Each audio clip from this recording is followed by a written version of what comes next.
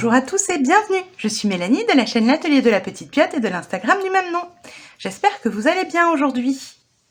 On se retrouve pour une nouvelle vidéo dans laquelle je vous propose de coudre avec moi le gilet Isidore de Petit Patron. Donc celui-ci, c'est un gilet qui a plusieurs déclinaisons. Vous avez déjà des différences de taille. Vous l'avez en court, en moyen ou en long. Vous avez également une manche qui va être un peu bouffante et resserrée avec un poignet, ou une manche beaucoup plus droite et classique. Et enfin, vous avez plusieurs manières de le fermer, soit en cache-cœur, soit avec une ceinture avec laquelle vous faites le double, enfin vous faites 2 fois le tour, ou je crois avec une ceinture qui fait un seul tour.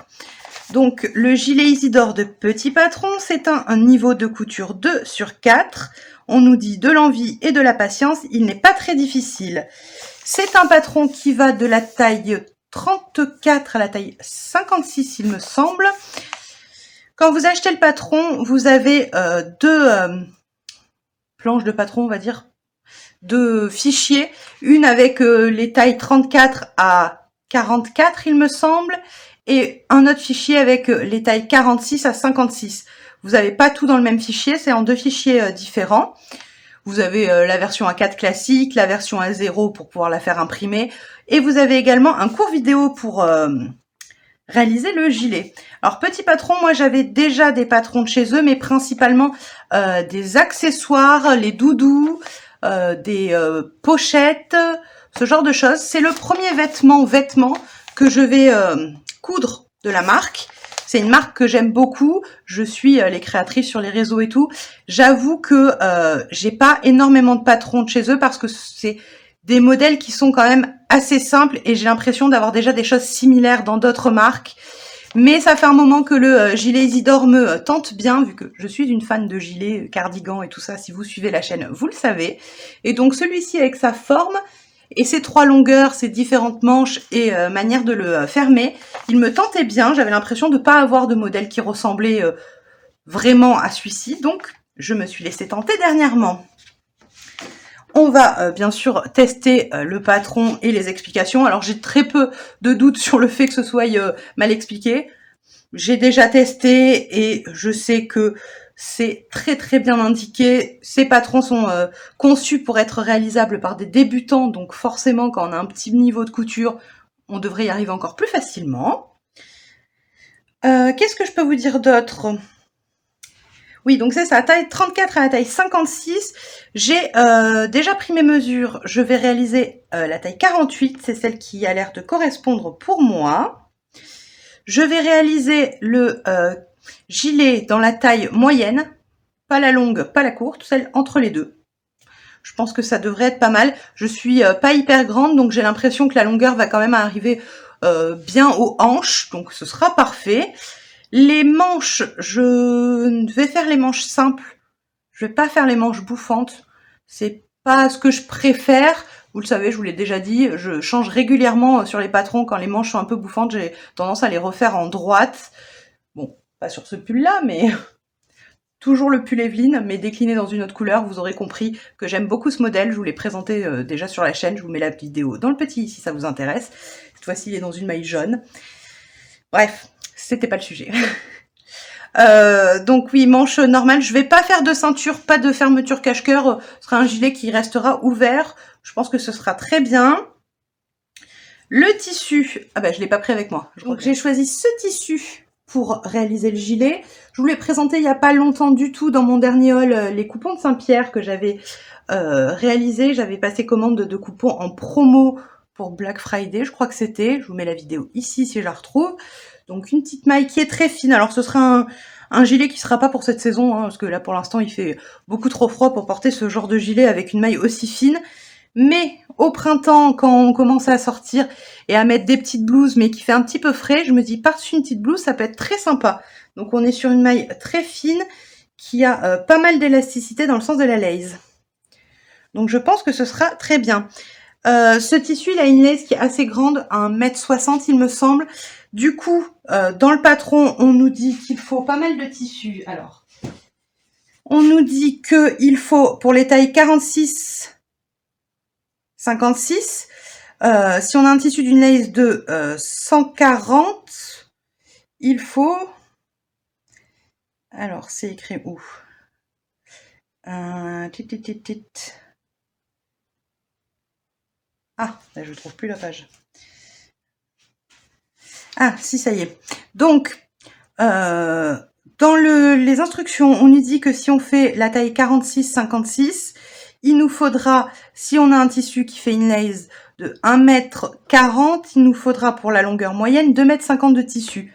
Et là, je viens de voir qu'ils mettent, même si vous avez un tissu avec une lace de 1,60 m, ce qui était mon cas, on nous dit que pour la longueur moyenne, il faudra 2,30 m. Alors, je pense que c'est parce que enfin, elle plutôt, elle découpe les ceintures également, parce que moi, j'ai coupé mes pièces et j'ai utilisé moins de 2 mètres de tissu. Donc... Après, j'ai pas fait le même placement que ce qui est écrit sur la suggestion de coupe, donc j'ai peut-être réussi à gagner plus de tissu. Mais moi, ça m'a pris moins de 2 mètres. Je crois que je suis à 1,70 m de tissu.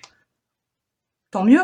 Moi, j'aime autant qu'on nous dise qu'il faut 2 mètres et quelques, et qu'au final, avec moins de 2 mètres, ça passe. Ça me fait du tissu. J'avais un coupon de 3 mètres. Je sais même pas si je peux pas faire un deuxième gilet dedans, pour vous dire. Donc, je ne sais pas. C'est très bien, en tout cas. Voilà, je pense que j'ai fait le tour des infos. S'il en manque, je les rajouterai dans la vidéo. Je vous propose qu'on se mette en place et qu'on commence tout de suite cette cousette de ce gilet Isidore. Ok, alors c'est parti. On va venir commencer par former, assembler plutôt nos parmentures, nos enformes comme ils appellent. Donc on a une première pièce qui est l'enforme du dos, sur laquelle on va venir positionner les enformes devant. Donc l'enforme devant, c'est une grande bande comme ceci, qui est d'un côté à l'extrémité droite, et de l'autre côté qui est en diagonale.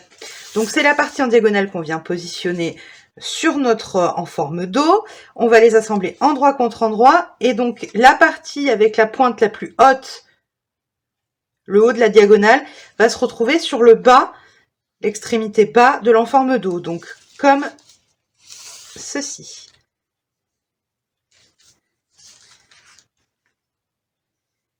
Je viens positionner de chaque côté et je viens épingler endroit contre endroit.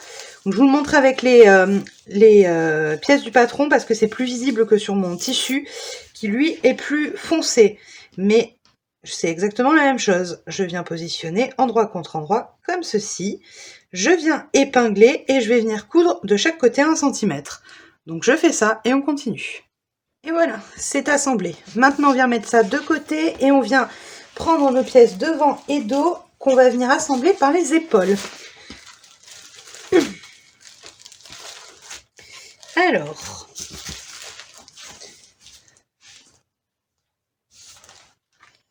là j'ai mes pièces devant.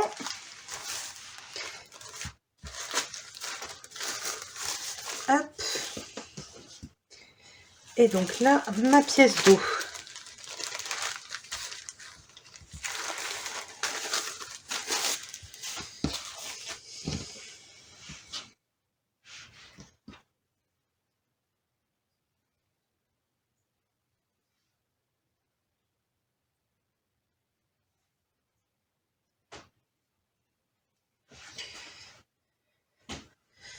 Hop là. Donc je mets ma pièce dos à plat et je vais venir positionner endroit contre endroit mes demi devant. Hop.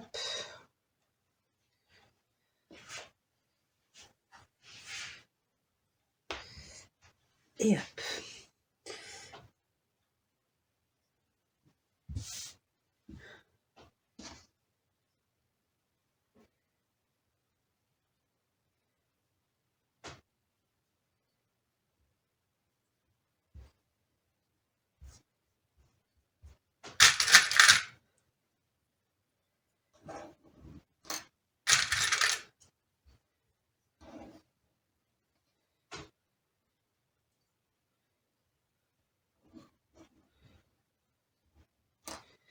J'épingle et comme précédemment, je viens coudre mes épaules.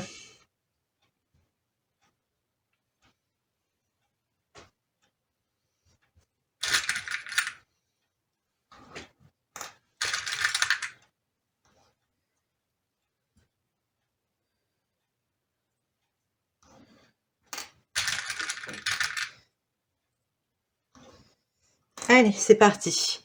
Et voilà, mon épaule est assemblée. Maintenant, je vais venir m'occuper de raccrocher mes manches.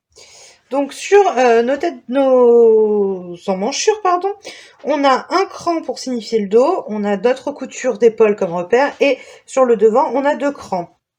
Sur notre manche, on a les 2 crans pour signaler le devant, on a un cran pour la tête de manche, ainsi qu'un cran pour le dos.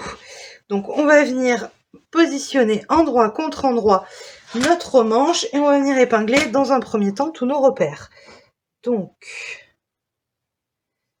où est mon repère pour tête de manche? Il est là. Hop. Ensuite, je viens épingler l'extrémité.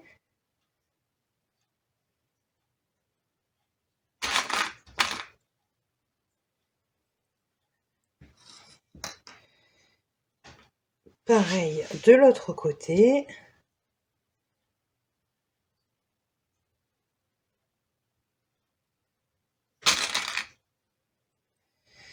Puis mes crans.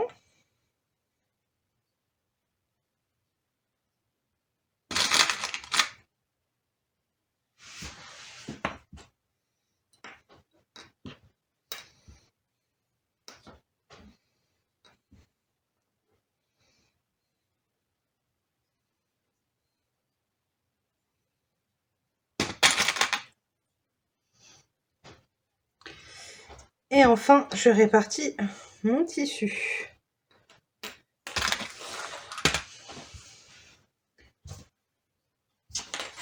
Hop.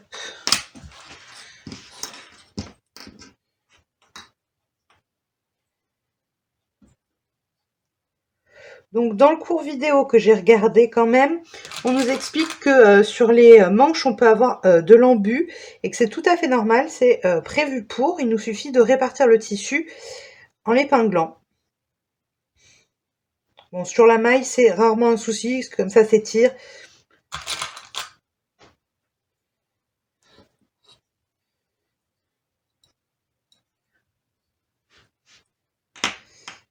Mais effectivement, vous pouvez constater que mon emmanchure est plus courte que ma manche.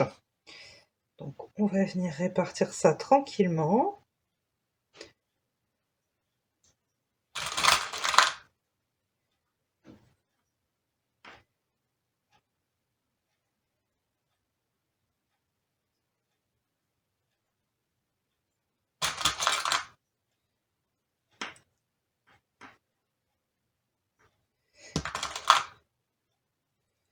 Hop là.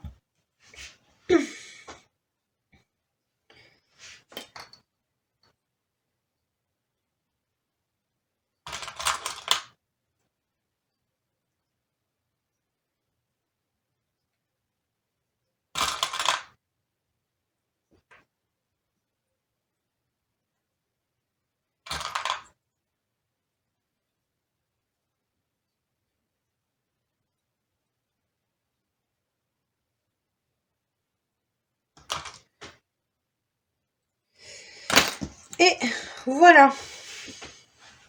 J'ai plus qu'à venir coudre à 1 cm. Je fais la même chose, bien sûr, pour ma deuxième manche. Et maintenant que mes manches sont raccordées, on vient, faire les coutures côté. Donc pour ça, je rabats le devant sur le dos, endroit contre endroit. Je replie ma manche sur elle-même. Hop.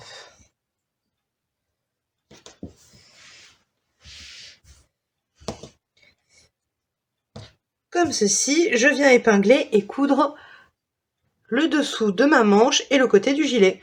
Je fais ça et on continue. Et voilà, donc j'ai cousu le côté du gilet et le dessous de la manche, et ensuite je suis venue poser mes poignées de manche. Alors je vous l'ai pas montré parce que dans le tuto de base c'est pas censé être comme ça, c'est-à-dire que soit on fait des manches droites comme j'ai choisi, et dans ce cas-là on finit par un repli la manche, soit on fait la manche ballon et on utilise le poignet de manche. Moi j'ai fait un mix entre les deux, c'est-à-dire que sur le patron on a là, sur la manche droite, on a tout simplement la longueur courte avec la longueur longue, c'est-à-dire le tracé du repli qu'on doit faire pour la terminer. Et moi, au lieu de le laisser, je suis venue le couper. Et ensuite, je suis venue couper également les poignées de manche de la manche ballon. Et je suis venue tout simplement accrocher mon poignet de manche sur ma manche droite, qui était plus courte que ce qui est prévu, ce qui fait que ça me fait une longueur de manche normale. En toute honnêteté, je voulais pas montrer, mais de toute manière, c'est très très simple. Hein. On replie le poignet en deux et on vient le fixer tout simplement sur la manche. Voilà pour ça. Maintenant, on va venir s'occuper de poser l'enforme. Donc, pour ça, on nous dit de nous placer sur l'endroit. Et on va venir replier endroit contre endroit sur 4 cm le bas, ce qui sera l'ourlet plus tard. Alors, on a un cran pour nous repérer et on vient bien aligner sur le bord accru. Alors, je ne sais pas si c'est très visible vu que mon tissu est foncé, mais je viens replier en fait endroit contre endroit ici. Hop, et je viens le faire sur une petite longueur. Alors, on nous dit 20 cm. Alors, je vérifie que j'ai la bonne largeur de repli. Donc là, c'est un peu trop. Hop. Ok.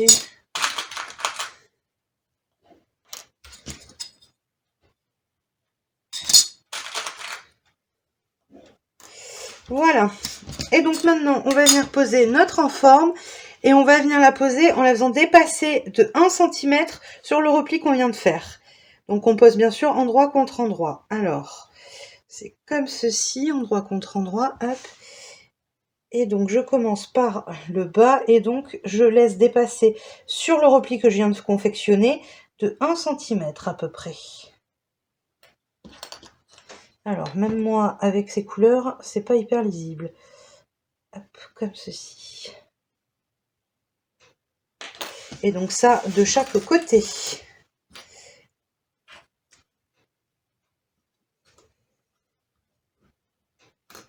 Voilà.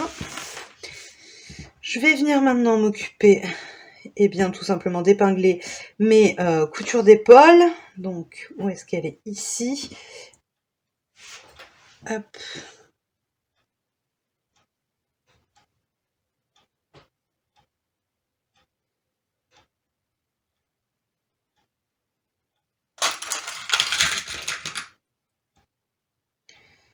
La deuxième.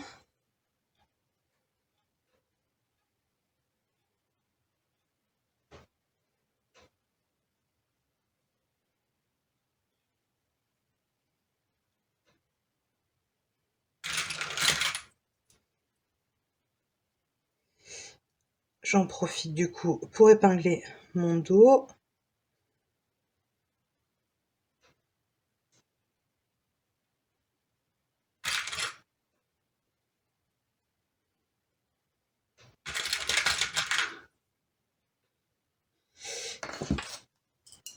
Et maintenant, je viens épingler les longueurs. J'ai tout épinglé, donc toutes les longueurs. Maintenant, je vais venir coudre à 1 cm et ensuite, je vais venir rabattre et repasser. Et on continue. Et voilà, j'ai cousu mon enforme tout le tour. Donc voilà ce que ça donne. Alors, j'ai bien conscience que c'est pas hyper visuel, mais elle est là. Donc, je suis venue retourner sur l'endroit et donc, j'ai mon repli de mon ourlet qui est donc accroché et qui se retourne comme ça, ce qui fait que sur le bord, on n'a pas de couture. On est venu le coudre en... Hop. On a replié sur l'endroit, vous savez, le bas du gilet. On est venu superposer dessus sur 1 cm notre enforme et on est venu coudre du bas comme ça. Donc une fois qu'on vient retourner sur l'endroit, on met bien en forme, ça vient nous emprisonner à l'intérieur de notre ourlet la couture du côté, ce qui fait que sur le bord du gilet, ce sera propre. Et ça vient également nous emprisonner le début de l'enforme qui sera accroché dans l'ourlet. Je ne sais pas si c'est super clair. Maintenant, ce qu'on va venir faire, c'est qu'on va venir tout simplement épingler notre repli de notre ourlet du bas, donc 4 cm. Sur toute la longueur, on va venir l'épingler et on va également venir placer notre enforme sur l'intérieur du gilet, donc sur l'endroit. On va bien venir mettre en place, on peut, et c'est souhaitable, repasser pour que ce soit bien net, et on vient épingler. Une fois que c'est fait, on va venir fixer ça. On va commencer par venir coudre l'ourlet du bas. Alors, on nous conseille de venir le faire à la double aiguille. Et du coup, je me suis dit que j'allais tenter sur la machine que j'ai maintenant. Donc depuis à peu près un an, j'ai jamais testé la double aiguille. J'avoue que de base, je suis pas hyper fan de la double aiguille. Donc c'est vrai que j'ai tendance à pas l'utiliser énormément. Mais ça pouvait venir de ma machine, peut-être qu'elle n'était pas très bien adaptée pour ça. Donc là, comme j'ai changé de machine et que j'ai jamais réessayé, je vais tester avec la double aiguille. Donc j'épingle tout ça et je viens donc du coup fixer ça à la double aiguille. Je vous montre les résultats finaux quand c'est fait. Et voilà, j'ai complètement terminé de coudre le gilet. Vous voyez, je l'ai sur moi. Je vais vous mettre juste ici des vidéos portées en extérieur du gilet. Il est parfait. La taille est nickel, la longueur pile ce que je voulais, la matière dans laquelle j'ai choisi de le faire va être vraiment sympa pour le printemps quand on va commencer à pouvoir mettre des trucs un peu plus légers. Je pense que ce sera parfait, j'aime vraiment beaucoup le tombé, c'est très fluide et effectivement, alors je pense que ça se verra plus sur la vidéo, mais je vais peut-être mettre des petits boutons ou des petites pressions pour le fermer parce que j'ai lu et regardé les vidéos explicatives qu'il y avait avec le patron et on nous dit que c'est quelque chose qu'on peut venir faire, on peut venir mettre des boutons pour le fermer et effectivement je vais peut-être le faire, je sais pas trop, j'hésite encore un petit peu donc je vais peut-être attendre de le porter un petit peu pour voir comment je le ressens mais c'est peut-être quelque chose que je vais venir faire parce que moi j'aime bien pouvoir fermer mes gilets si j'en ai envie et ne pas le faire si ça me dit pas, mais au moins j'ai la possibilité de le faire, donc peut-être que je vais venir poser un système de fermeture, à voir, je sais pas trop encore. Sinon, ce que je peux dire, c'est que sans aucune surprise, hein, le patron est hyper bien expliqué. J'avais très peu de doutes, hein, je connaissais déjà la marque Petit Patron et je savais que c'était du beau patron et des belles explications, donc pas de doute, tout très bien clair, très bien expliqué. Très bien fait, d'écran, tout est nickel. Je vous recommande fortement si vous voulez commencer avec un patron ou une marque vraiment bien expliquée. Alors ça se verra pas, mais j'ai bien fait mes finitions à la double aiguille. J'avais jamais testé comme je vous avais dit avec ma nouvelle machine et ça s'est hyper bien passé. Donc je pense que je vais la sortir un peu plus souvent la double aiguille. Voilà, et bien je pense que ce sera loin d'être le dernier gilet Isidore que je vais me coudre parce que je pense que je vais beaucoup aimer cette forme trapèze, ça me plaît bien. Voilà, et bien dites-moi en commentaire si vous connaissez cette marque, si vous connaissez certains de leurs patrons et quels sont vos préférés. Et sur ce, la vidéo touche à sa fin, j'espère que vous avez passé un agréable moment en ma compagnie. Si c'est le cas, n'hésitez pas à liker la vidéo, à me laisser un petit commentaire et à vous abonner si ce n'est pas déjà fait, ça me soutient énormément. Moi je vous dis à la semaine prochaine.